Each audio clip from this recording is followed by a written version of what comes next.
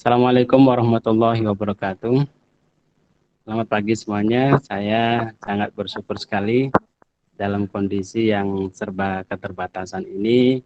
Akhirnya kita bisa bertemu kembali ya dalam momen yang mungkin agak sedikit berbeda karena kita mau tidak mau ya tidak bisa untuk bertemu dengan bersua di suatu tempat dengan ruangan yang sama, tapi mungkin kita dalam forum yang digital mungkin ya. Akhirnya dunia pendidikan kita mau tidak mau akhirnya mau menilik kembali dan menyentuh kembali apa yang namanya digital. Sebelumnya mungkin masih berpikir, wah dunia digital ini serba mahal, dunia digital ini nggak akan terjangkau dan sebagainya. Akhirnya di dalam masa pandemi COVID-19 ini, akhirnya mindset pendidikan kita ini berubah, ya berubah. Jadi menyentuh hampir 80%, menyentuh dunia teknologi. Kalau dulu-dulunya paling teknologi ini hanya bisa disentuh dan sebagian disentuh oleh kampus-kampus perguruan tinggi. Sekarang bahkan sampai anak TK, anak PAUD pun sudah mulai online semua. Jadi artinya maknanya mindset di dunia pendidikan kita ini sudah mulai diriset, dibentuk kembali, dirombak kembali sehingga pendidikan kita ini berubah. Ya, akhirnya mau tidak mau kita harus berpikir. Jadi tidak bisa mempermasalahkan masalah karena di belakang ini sudah lampau. Jadi kita pikirkan ke depan ini bagaimana dunia pendidikan kita ke depan, apalagi dunia pendidikan kampus ini harus bagaimana berubah. Apalagi kan konsep pendidikan kita Pak Nadiem Makarim ini mengharapkan adanya kampus merdeka, ya Pak istilahnya mereka mereka belajar. Mereka menginginkan adanya kampus Merdeka Belajar, tentunya kampus Merdeka Belajar ini kalau tidak ditompang oleh dunia digital, kalau tidak ditompang oleh sumber daya manusia yang mumpuni, insya Allah dunia, istilahnya dunia belajar kita tidak akan berubah kalau seandainya mindset kita tidak akan mau berubah.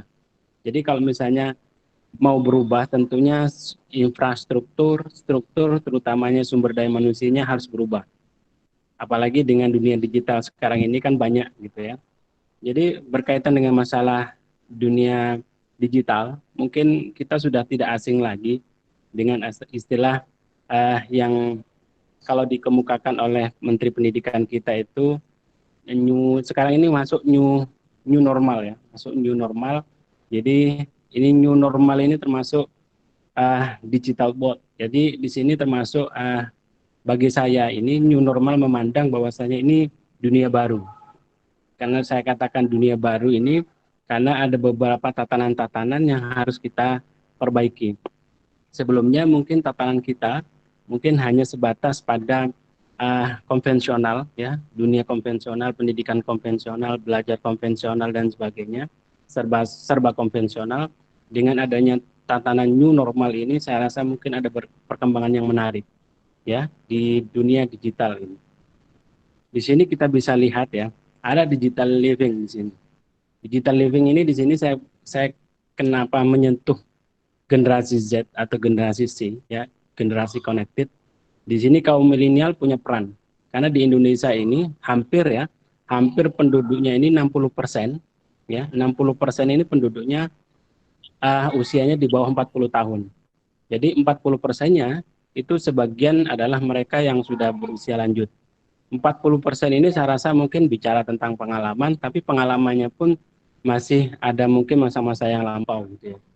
Artinya harapan yang terbesar adalah dari yang 60% ini. Bagaimana yang 60% ini dengan dibenturkan dengan permasalahan pendidikan yang sudah menyentuh 80% dunia digital, ini sudah harus berpikir ulang ya. Beberapa kali saya sudah kemukakan di perkuliahan saya ini bahwasanya ada sekitar penduduk Indonesia itu hampir 50%. Ini saya sudah tidak kemukakan kembali karena ini sudah disampaikan di beberapa perkuliahan saya. Ini sudah hampir separuh penduduk Indonesia ini sudah uh, berdigital. Artinya mereka sudah menggunakan alat-alat elektronik ya. Hampir bahkan 157% penduduk Indonesia ini sudah memegang SIM card. Sudah tidak 100% lagi, 157% kita sudah menggunakan mobile mobile seluler. Gitu.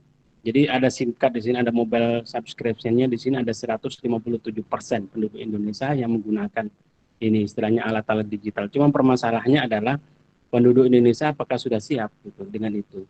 Ada yang menarik di sini, kalau bicara tentang hyperconnected, saya kemarin sudah mengkukakan di beberapa perkuliahan saya tentang hyperconnected.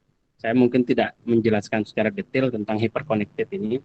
Yang pasti hyperconnected ini sangat berperan jauh, ya.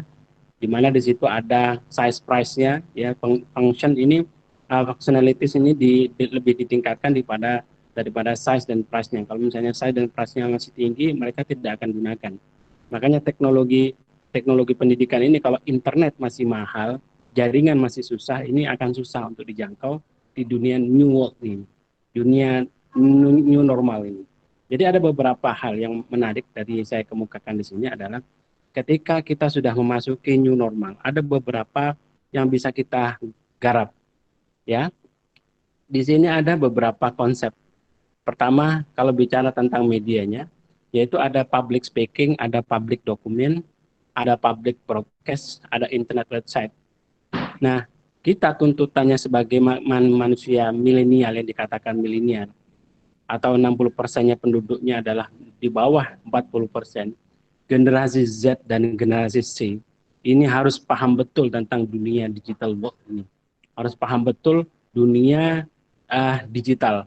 Karena sebab apa? Karena pertimbangannya ke depan yang dilihat adalah bukan ke belakang, tapi 20 tahun ke depan. Kalau kita melihat 20 tahun ke belakang, itu bicara sejarah, bicara feedback. Tapi kita tidak mau bernostalgia terus-terusan. Kita mau berbicara tentang bagaimana kaum generasi milenial ini mau bisa memimpin dunia ke depan 20 tahun ke depan. Kita tahu bahwasanya di dunia digital ini, ya, di dunia digital ini, kalau bicara tentang sebentar, saya lupa saya tertarik dengan apa yang ditulis oleh ini, ya. Ini, oh, sorry, mana catatan saya? Nah, ini. Saya tadi sempat mencatat dari beberapa tampilan, ya.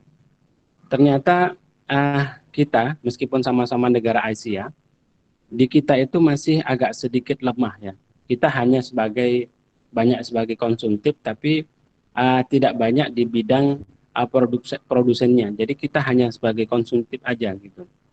Kita beda dengan negara kita, negara Cina, ya. Di situ mereka kalau bicara tentang penguasaan dunia, ya, dua negara ini memang saling berseteru. Tapi kita di situ adalah ibaratnya kalau gajah istilahnya bertarung, kita istilahnya akan kehimpit itu kalau seandainya kita tidak mau bersaing gitu. Minimal kita bisa bergaining power gitu dari sisi mana gitu. Jadi kalau bicara tentang tatanan dunia, ya, New World ini, memang seakan-akan dunia itu banyak dikuasai oleh Amerika. Super powernya adalah Amerika, semua Amerika. Bahkan COVID-19-nya pun Amerika juga menguasai sampai 2 juta lebih kalau tidak salah. Ini penduduk Amerika. Artinya seakan-akan semua dikuasai oleh Amerika, mulai dari Google, dari pasar e-commerce-nya Amazon, sampai Uber, Twitter, Facebook, WhatsApp, YouTube, dan Gmail-nya itu semua ada di Amerika. Cuman permasalahannya yang menarik adalah bagaimana negara Cina ini memproteksi dari dunia-dunia asing, ya. Mereka memproteksi, lebih mengutamakan tatanan pribadi, tatanan di dalam negeri. Ibaratnya kalau konsepnya Soekarno dulu, dia tidak mau bahasa berbau-bau asing, makanya dulu The Beatles, terus Plus yang meniru-niru The Beatles itu mereka tolak gitu, tidak mau yang berbau-bau asing, mereka mau istilahnya mau yang ada di dalam Indonesia gitu. Jadi dulu itu ada istilah, apa istilahnya itu, kalau mahenis gitu, mereka bertanam sendiri, ditanam sendiri, istilahnya dipanen sendiri, dimakan sendiri. Artinya sebagaimana Cina itu dia punya sebelum Google itu masuk, dia bagaimana menguasai Baidu gitu. Baidu ini Google-nya Cina gitu. Bagaimana 80% ini dikuasai dulu baru Google boleh masuk. Alibaba juga demikian. E-commerce-nya Cina itu harus dikuatkan dulu, e-commerce-nya Alibaba, setelah 80%-nya nanti baru Amazon boleh masuk. Artinya mereka memproteksi gitu. Ada di sini beberapa yang WeChat ya. WeChatnya kalau WhatsApp di sana kalau misalnya masih WeChatnya belum berkuasa, WhatsApp nggak boleh masuk dulu. Itu. YouTube juga nggak boleh masuk dulu. Kecuali kalau Youku ya, Youku, WeChat, QQ sudah menguasai negara mereka, baru boleh negara istilahnya boleh negara asing memasukkan operatornya, yaitu Gmail, YouTube, WhatsApp dan sebagainya. Nah bedanya di kita adalah kita banyakkan di konsumtif, itu loh. Kita banyakkan di konsumtif. Nah sekarang kalau bicara tentang digital world ya, peran kita di mana? Nah, gitu. Peran kita di mana? Kalau bicara tentang media ya, bicara tentang media, ada beberapa yang bisa kita sentuh. Pertama yaitu di public speakingnya, public dokumennya, public broadcastnya, internet service-nya. Kalau bicara tentang public speakingnya, kita bisa masuk di beberapa komponen, ya. Di beberapa komponen bisa masuk di speaker atau formatnya atau audiennya. Kalau bicara tentang sponsor, speaker, nanti kita bicara tentang sponsor, relationship, message, dan sebagainya. Kalau dibicara format, nanti kita bicara, ada banyak itu. Jadi formatnya nanti public speaking itu bisa conference, debat, demonstration, speeches, ya, rally, talk show, loudspeaker, lecture. Ya, kalau bicara audiennya nanti bicara tentang lokasinya di mana, komposisinya seperti apa, ya, terus public dokumen seperti apa. Di sini ada public dokumen, kita bisa bicara tentang grafik, recorded, ya, atau print gitu. Kalau bicara grafik bisa kita menggunakan drawing, painting, graffiti, ya, print, poster. Kalau recordednya kita bisa menggunakan compact data storage service. Ya, ada banyak gitu, ada banyak model. Termasuk printernya ya. Kalau misalnya model-model print kita bisa menyentuh dalam bentuk yang percetakan, kita bisa menyentuh di dunia buku ya, brosur, newspaper, majalah, pamflet ya. Ada banyak di situ kalau kita mau sentuh. Nah, kalau bicara ini kan sebenarnya kalau bicara tentang peluang usaha, mau peluang usaha juga bisa, mau digital juga bisa. Tinggal kita mau modelnya seperti apa, tinggal mau promosi di mana. Gitu. Nah, sekarang kembali ke yang di sini, di public broadcastnya. Di public broadcastnya juga ada radio, televisi. Nah, kita radio mau masuk di mana? Ada beberapa radio yang sudah ditawarkan ya, mulai dari yang berbayar, yang istilahnya berfrekuensi, maupun yang low frekuensi, atau yang free frekuensi.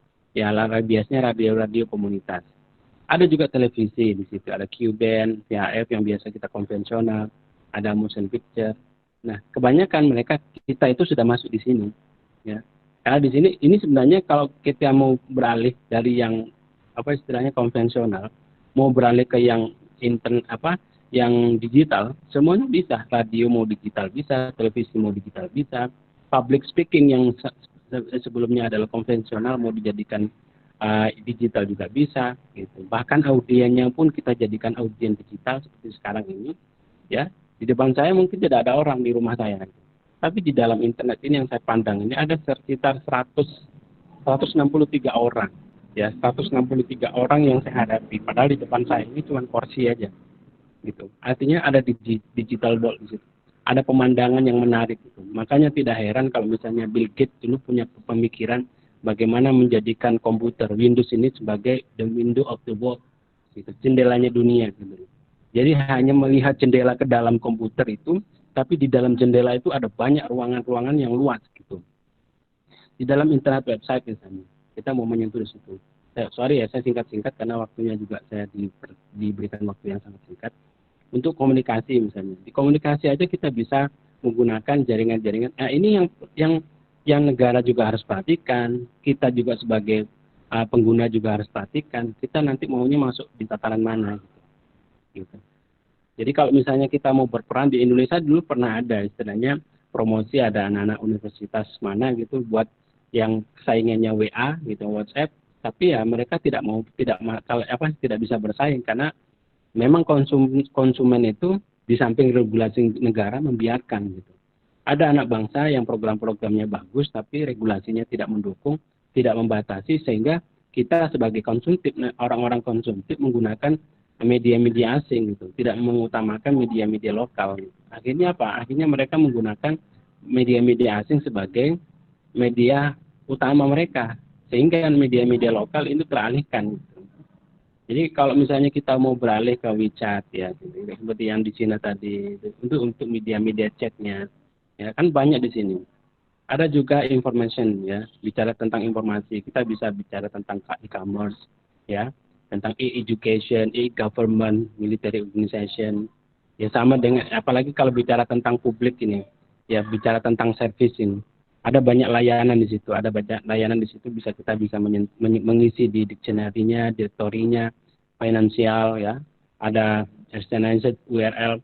Kita tahu ya, ini yang menarik ketika contoh yang kecil aja, yang ini, yang service, yang public service, yang search ini aja. Yahoo itu dulu berdiri ya dari 2 orang yang dulunya itu ditinggal dosennya pergi untuk cuti gitu.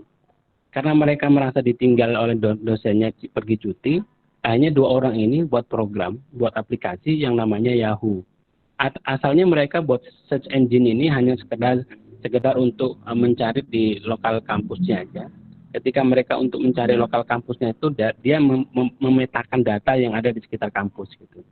Jadi mereka pencarian datanya itu di sekitar kampus sehingga mereka menjumpai beberapa data yang di sekitar kampus. Karena menarik dan ini istilahnya punya potensial yang bagus, akhirnya ditarik ke lebih luas lagi di luar kampus. Ternyata itu masyarakat dunia tertarik itu. Akhirnya Yahoo sempat merajahi dibanding Google dan Navigator. Dulu ada Navigator, ada istilahnya ada Google, ada Yahoo sendiri, ada banyak ya, ada banyak. Tapi di sini yang banyak yang dipakai adalah Yahoo pada zaman itu.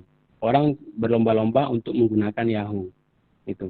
Meskipun pada akhirnya sekarang dalam masa sekarang Google lebih mendominasi. Bahkan sampai Google ini sudah menyentuh ke beberapa aplikasi.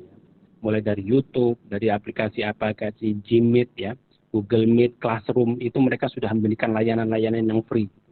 Meskipun pada sisi yang lain, aplikasi-aplikasi yang lain, semacam Zoom, dia memberikan aplikasi, tapi ada yang versi trial, ada yang versi berbayar gitu. Tapi kalau Google, ini hebatnya dia memberikan yang free gitu. Artinya mereka hanya menyentuh di sini saja gitu. Facebook ini orangnya yang patah hati asalnya kan. Mereka ditinggal ceweknya, dia marah ya, dia membuat aplikasi namanya Facebook ya, dia buat wall gitu yang untuk semacam kayak ratapan, dia umpatan kesedihan itu dituangkan di situ. Dia ngajak kawan-kawannya untuk mengungkapkan semua umpatan yang ada di situ, umpatan-umpatan mereka, kesedihan-kesedihan mereka dituangkan di dunia digital itu yang namanya Facebook. Mereka dibuat namanya wall itu. Mereka umpatan istilahnya unek-uneknya dikeluarkan semua. Tapi ternyata Facebook ini mengalami perkembangan yang pesat. Akhirnya Facebook ini diubah menjadi suatu yang menarik gitu. Akhirnya umpatan itu dirubah dikemas kini. Akhirnya menjadi sebuah media sosial yang sangat menarik. Artinya kita mau berperan di mana gitu. Dari sekian banyak ini konsep-konsep yang kita lihat ini, ada banyak gitu yang kita bisa masukin.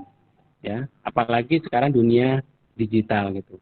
Jadi kalau misalnya alasan istilahnya, Pak ini saya mengeluhkan kalau misalnya enakan kuliah yang konvensional, istilahnya dunia digital ini susah dan sebagainya. Itu tantangan gitu. Itu tantangan.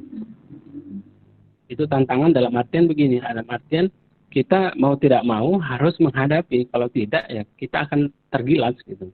Kita mau di posisi mana gitu. Kalau seandainya kita tidak mempersiapkan diri dari sekarang, ya wallahu alam gitu. Kita akan menjadi apa nantinya gitu. Sama dengan dulu ya. Dulu kalau mungkin tantangannya berbeda dengan sekarang. Kalau zaman anak dulu mau belajar itu mesti harus naik tiang listrik gitu. Kenapa? Untuk cari lampu, untuk cari penerangan gitu. Mereka naik ke tiang listrik sekedar untuk baca bukunya. Soalnya di rumah itu pakai lampu oblik itu, lampu kecil itu mereka tidak mampu. Kurang terang gitu artinya. Nah kalau mereka kurang terang akhirnya kan mereka naik ke atas. Ada lampu pemancar di jalan raya itu, mereka naik ke atas. Bela-belain naik ke atas itu hanya sekedar untuk bisa baca. Nah mereka mau berusaha gitu. Tidak mempermasalahkan masalah gitu. Nah sekarang ini anak-anak sekarang ini kan tepot gitu. Kadang-kadang kan mereka bilangnya mager, males gerak. Ada yang bilang istilah magelang gitu. Males gerak keburu pulang. Istilah-istilah begitu itu kan justru mindsetnya kan negatif gitu. Tidak memproduksi gitu. Tidak ada produktif gitu. Jadi kalau misalnya kita melihat contohnya misalnya kita nonton film gitu. Kita bisa nggak membayangkan bukan hanya sekedar nonton film, menikmati film itu, tapi bagaimana berpikir film itu dibuat bagaimana, caranya bagaimana, bagaimana prepare dari praproduksinya, bagaimana mereka mempersiapkan produksinya, bagaimana mereka mempersiapkan pasca produksinya. Sama dengan desain-desain yang lain. Kita lihat iklan, paling lihat kontennya. Ya, setelah lihat kontennya dilihat, oh isinya apa sih materinya? Oh tentang nanti ada webinar gitu. Tanggal berapa? Tanggal sekian, jam sekian. Pembicaranya siapa? Ini. Selesai. Tidak berpikir bagaimana saya seandainya mendesain modal seperti ini, bagaimana. Kalau misalnya saya membuat peluang baru, bagaimana. Kalau seandainya saya membuat link baru, bagaimana. Jadi ada peluang-peluang, apalagi sekarang ini kan webinar itu kan sangat mudah. Ya kan? Sangat mudah. Kalau misalnya buat kajian dengan kawan-kawan, sangat mudah juga gitu. Tinggal koneksi aja gitu. Apalah arti sebuah 20.000 kalau ilmu yang didapatkan lebih besar dibanding harga kos 20.000 itu. Kadang-kadang kita beli rokok mampu, tapi kalau beli untuk paketan sekedar dengarkan ilmu kita tidak mau. Itu kadang-kadang kan celaka gitu. Mungkin ini yang bisa kami sampaikan sementara biar tidak panjang lebar. Ini waktunya sudah diingatkan. Jadi ini ya sekedar informasi dari saya awal. Mungkin insya Allah kita bisa sampaikan kembali nanti dalam waktu diskusi nanti. Terima kasih Mbak Moderator, dari saya kurang lebihnya mohon maaf. Assalamualaikum warahmatullahi wabarakatuh.